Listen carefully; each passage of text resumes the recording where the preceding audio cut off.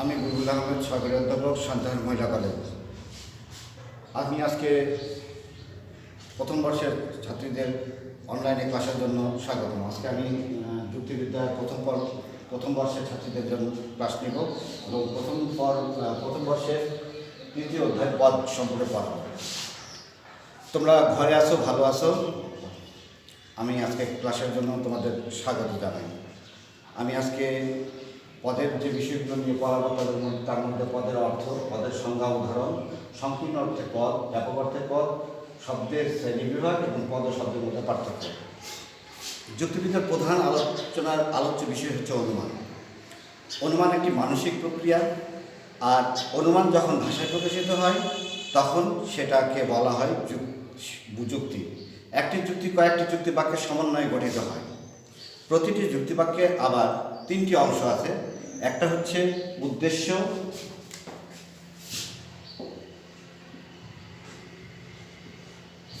সংযোজক,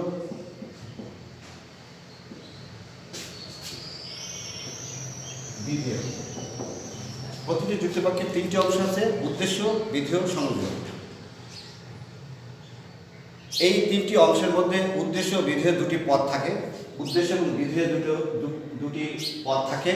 আর সংযোজক পদ নয়, সংযোজক হচ্ছে দুটি পদের সম্পর্ক স্থাপনের প্রক্রিয়া। যুক্তির প্রধান উপাদান যেমন যুক্তিবাক্য, আর যুক্তিবাক্যের আবার প্রধান উপাদান হচ্ছে পদ। তাই যুক্তিবিদ্যায় ব্যবহৃত যুক্তির প্রধান দুটি উপাদান হচ্ছে পদ ও যুক্তিবাক্য। এখন পদের অর্থ। পদের ইংরেজি প্রতিশব্দ হচ্ছে টার্ম।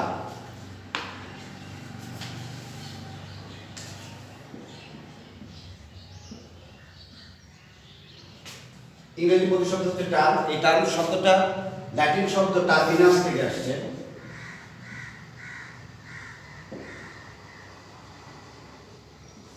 ল্যাটিন শব্দ টার্মিনাস থেকে আসছে। আমি আবারও বলছি, পদের ইংরেজি শব্দ হচ্ছে টার্ম। টার্ম শব্দটা ল্যাটিন শব্দ টার্মিনাস থেকে আসছে। ল্যাটিন শব্দ নট গ্রিক শব্দ, ল্যাটিন শব্দ থেকে টার্মিনাস থেকে আসছে। এই টার্মিনাস শব্দের অর্থ হচ্ছে প্রান্ত বা সীমা। অর্থাৎ এই যে কলমটার একটা দুই সাথে দুই প্রান্ত, এই দুই প্রান্তে যা আছে সেটা হচ্ছে পদ। শাব্দিক অর্থে টার্মিনাস শব্দের অর্থ হচ্ছে প্রান্ত। আর পদ এই কারণে টার্মিনাস যেহেতু প্রান্ত, সেহেতু আমরা বলতে পারি যে একটা যুক্তিবাক্যে দুই প্রান্তে যা বসে সেটাই হচ্ছে পদ। এখন দুই প্রান্ত থাকে, দুই যুক্তিবাক্যের দুই প্রান্তে থাকে উদ্দেশ্য এবং বিধেয়। আর এই উদ্দেশ্য এবং বিধেয় যে দুটি শব্দ বসে বা যে দুটি পদ বসে, যে দুটি বিষয় বসে, শব্দ বসে, সেগুলোকে পদ বলে। তাহলে আমরা পদের সংজ্ঞায় বলতে পারি যে এক বা একাধিক পদ, মানে পদের সংজ্ঞায় বলতে এক বা একাধিক শব্দ দ্বারা একটি পদ হতে পারে, আবার কয়েকটি শব্দ দ্বারাও একটি পদ হতে পারে। এটা আমি এখন এটা ব্যাখ্যা করে দিচ্ছি না, আমি পরে পার্থক্য আলোচনার সময় এটা ব্যাখ্যা করব। তো পদের সংজ্ঞা উদাহরণ: একটি শব্দ দ্বারা একটি পদ হতে পারে, আবার কয়েকটি শব্দ দ্বারাও একটি পদ হতে পারে। যেমন কাক হয় কালো।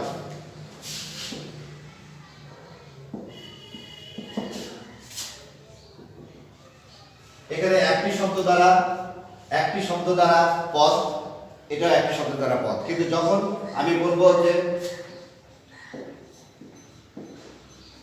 ফাতেমা হয়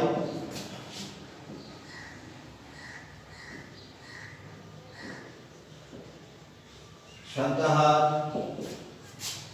মহিলা কলেজের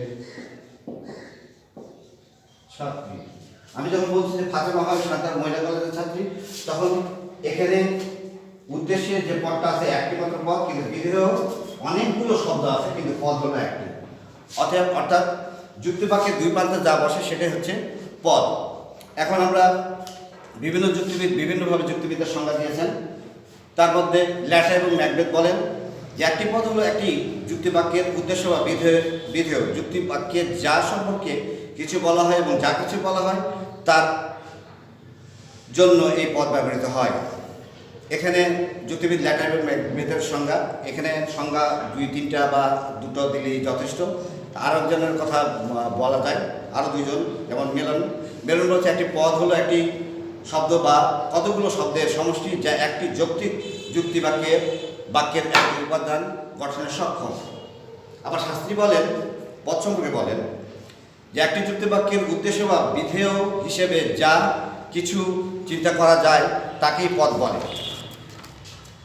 পদের প্রকৃতি বিশ্লেষণ করলে বোঝা যায় যে একটি পদ সবসময় চিন্তার একটি বিষয়, কিন্তু এই বিষয়কে বাস্তবে অস্তিত্বশীল হতে হবে এমন কোনো কথা নয়। অর্থাৎ এগুলো বাস্তবে থাকতে হবে এমন কোনো কথা নয়। প্রতিটি পদের কোনো না কোনো বাস্তব বা কাল্পনিক বস্তু বা গুণের প্রতিনিধিত্ব করে। বস্তুগুলো এই পদ, প্রতিটা পদই কাল্পনিক বা বাস্তবিক গুণের প্রতিনিধিত্ব করে। প্রতিটি পদই কোনো একটি ধারণার প্রতিরূপ। ধারণার প্রতিরূপ বলতে একটা বস্তু সম্পর্কে যে ধারণা পাওয়া যায় সেটাকেই প্রতিরূপ বলা হচ্ছে। একটি পদ কোনো বিশিষ্ট ধারণার প্রতিরূপ হতে পারে, আবার কোনো সাধারণ ধারণার প্রতিরূপ হতে পারে। বিশিষ্ট ধারণার প্রতিরূপ কি? যেমন বাংলাদেশের একটা বিশিষ্ট ধারণার প্রতিরূপ। কারণ হচ্ছে পৃথিবীর মানচিত্রে বাংলাদেশ নামে একটি মাত্র দেশ আছে, যা অন্য আর কোনো বাংলাদেশ নামে কোনো দেশ নাই। এই কারণে এটাকে বিশিষ্ট ধারণা বলা হচ্ছে, যা আর কোনো কার মধ্যে নাই বা কোনো জায়গায় নাই। আর সাধারণ ধারণা বলতে যেটা বোঝায় যে সেটা সব হতে পারে, যেমন মানুষ পর পৃথিবীতে অসংখ্য মানুষ, এবং সব দেশের মানুষ একইভাবেই প্রতিবিত হয়। এই কারণে একটা বিশিষ্ট ধারণা এবং সাধারণ ধারণা দুটি একটি পদ দ্বারা বোঝায়। কাজে একটি পদের যেমন ধারণার দিক আছে, তেমনই অস্তিত্বের দিকও আছে। অর্থাৎ একটি পদের আত্মগত এবং বস্তুগত উভয় দিক আছে। এখন পদের অর্থে পদের ব্যাপক অর্থে কেউ ব্যাপক অর্থে পদের সংজ্ঞা দিয়েছেন, আবার কেউ সংকীর্ণ অর্থেও বুঝিয়েছেন। তাহলে ব্যাপক অর্থ আর সংকীর্ণ অর্থ ছোট ভাবে এবং আরেকটা হচ্ছে বড় ভাবে, যেটাকে বলা হচ্ছে যে মিলন। বিশেষ করে যুক্তিবিদ মিলন পদের সংকীর্ণ অর্থে ব্যবহার করছেন। তার মতে হচ্ছে যে কোনো শব্দ যদি যুক্তিবাক্যে যতক্ষণ ব্যবহৃত হচ্ছে না ততক্ষণ পর্যন্ত তাকে পদ বলবেন না মিলনের হিসাবে। সংকীর্ণ অর্থে যারা যুক্তিবিদ তারা এটাকে বিশেষ করেন। অর্থাৎ তেঁতুল, সংকীর্ণ অর্থে যুক্তিবিদরা এই তেঁতুলকে পদ বলবেন না যতক্ষণ পর্যন্ত আমি বলছি না যে তেঁতুল হয় টক।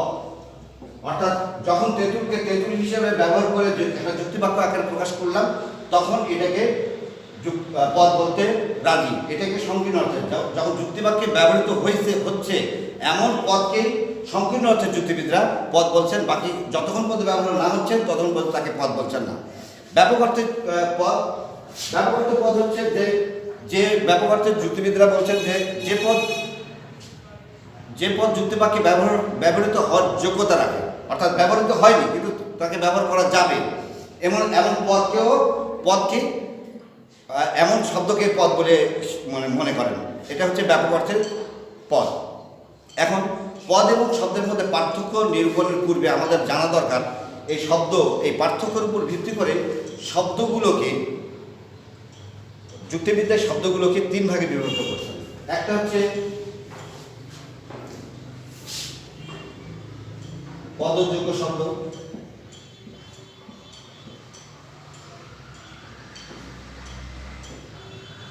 সহপদযোগ্য শব্দ,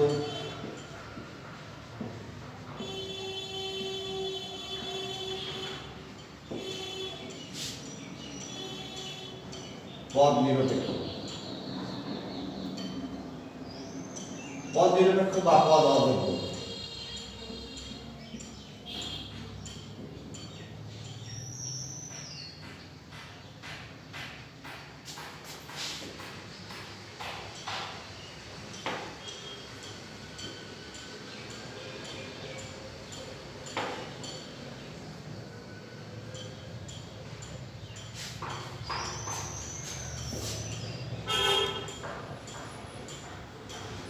পদযোগ্য শব্দ যে শব্দ অন্য কোনো শব্দের সাহায্য ছাড়া নিজেই একা কোনো যুক্তিবাক্যের উদ্দেশ্য কিংবা বিধেয়রূপে ব্যবহৃত হতে পারে তাকে বলা হচ্ছে পদযোগ্য শব্দ। অর্থাৎ পদযোগ্য শব্দ কোনো যুক্তিবাক্যের উদ্দেশ্য কিংবা বিধেয়রূপে ব্যবহৃত হওয়ার জন্য অন্য পদের সাহায্য নিতে হয় না। এরা নিজেই এরা যুক্তিবাক্যের উদ্দেশ্য হিসেবে ব্যবহৃত হতে পারে। এই সকল শব্দগুলোকে বলা হচ্ছে পদযোগ্য শব্দ। যেমন কাক হয় কালো,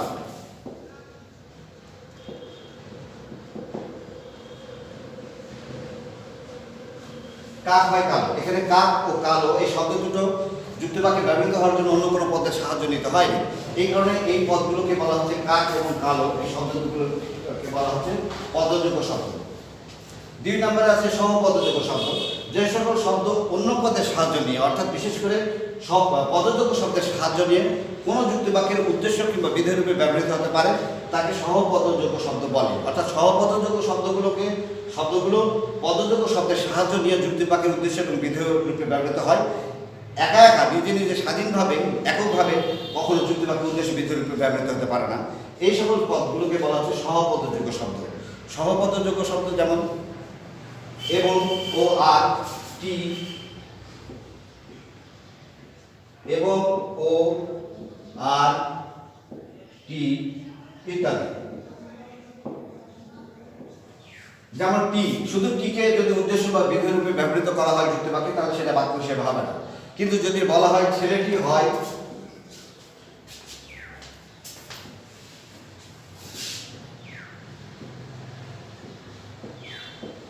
ভালো,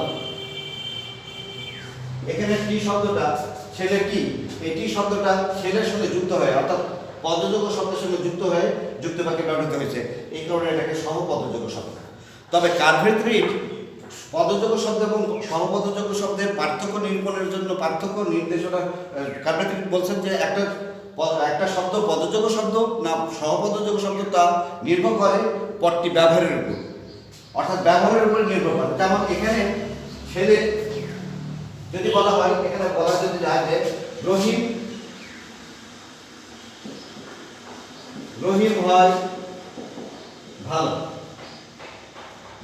এই পদ্ধতিতে রাখি তাহলে রহিম এক পদযোগ্য শব্দ এবং ভালো হচ্ছে পদযোগ্য শব্দ। কিন্তু আমি যখন ব্যবহার করবো রহিম হয় ভালো ছাত্র,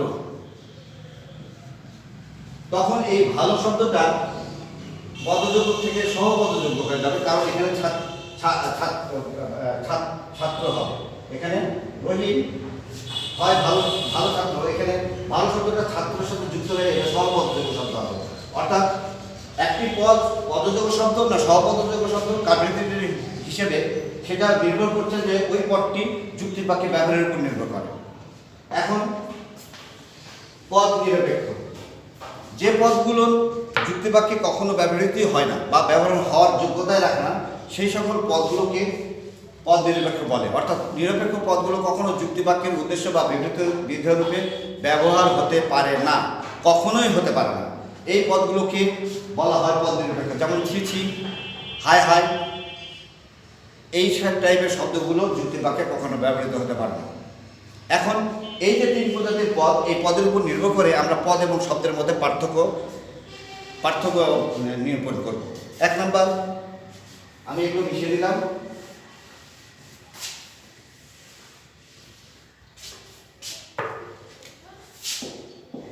1 নম্বর, এক বা একাধিক বর্ণ মিলিতভাবে একটা শব্দ গঠিত হয়। এক বা একাধিক বর্ণ মিলিতভাবে একটা শব্দ গঠিত হয়। যেমন কাক, এখানে 2টি বর্ণ মিলিতভাবে একটা শব্দ গঠিত হয়েছে। আর পদ গঠিত হয় এক বা একাধিক শব্দ দ্বারা, অর্থাৎ একটা শব্দ দ্বারাও পদ হতে পারে, আবার একাধিক শব্দ দ্বারাও পদ হতে পারে। অর্থাৎ পদ হচ্ছে কয়েকটি শব্দ দ্বারা গঠিত একটি পদ, আর শব্দ হচ্ছে কয়েকটি বর্ণ দ্বারা গঠিত একটি শব্দ। অর্থাৎ পদ এবং শব্দের মধ্যে পার্থক্য এই যে 1 নম্বর। 2 নম্বর, সকল পদ শব্দ কিন্তু সকল শব্দ পদ নয়।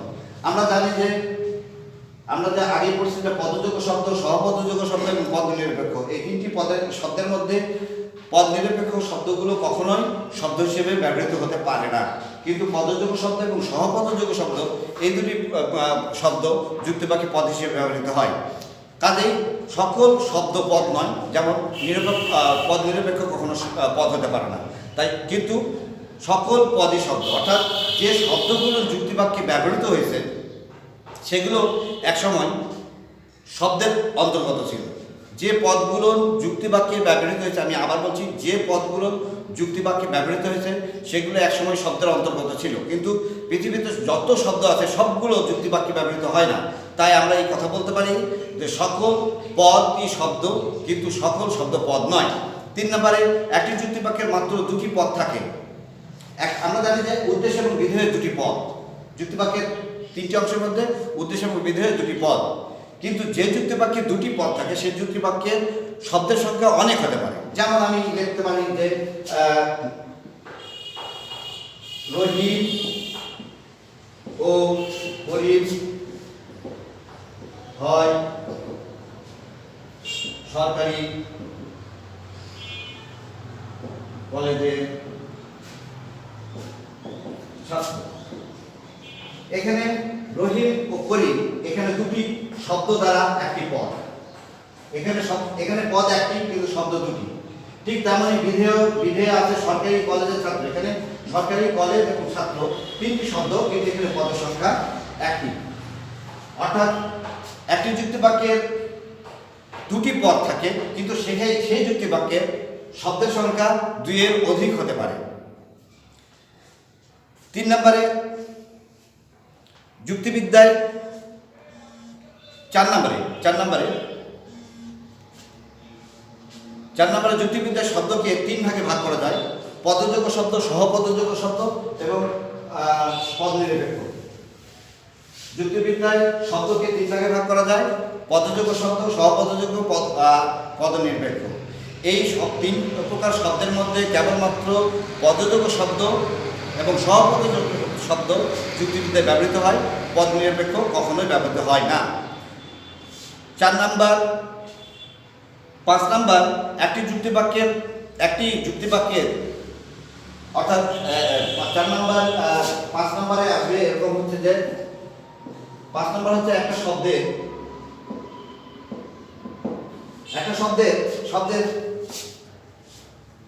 শব্দের একাধিক অর্থ থাকতে পারে, যেমন তীর। এই তীরটা হচ্ছে নদীর তীরও হতে পারে, আবার ধনুকের সাহায্যে যে জিনিসটা ছোড়া হয় সেটাকেও তীর বলে।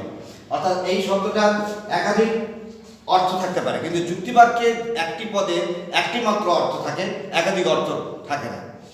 শব্দের একাধিক অর্থ থাকতে পারে, কিন্তু পদের একাধিক অর্থ থাকে না। 6 নম্বর আমরা বলতে পারি যে শব্দ দ্বারা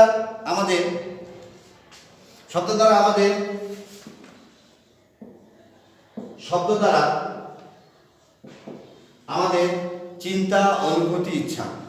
আমি আবার বলছি, শব্দ দ্বারা আমাদের চিন্তা, অনুভূতি, ইচ্ছা এই সবগুলোই প্রকাশ পায়, কিন্তু পদ দ্বারা চিন্তা শুধু প্রকাশ পায়, অনুভূতি, ইচ্ছা প্রকাশ পায় না।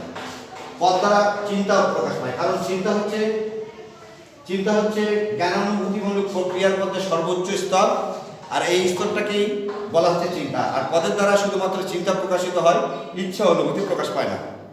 তাহলে আমরা পদ এবং শব্দের মধ্যে পার্থক্য পেয়ে গেলাম।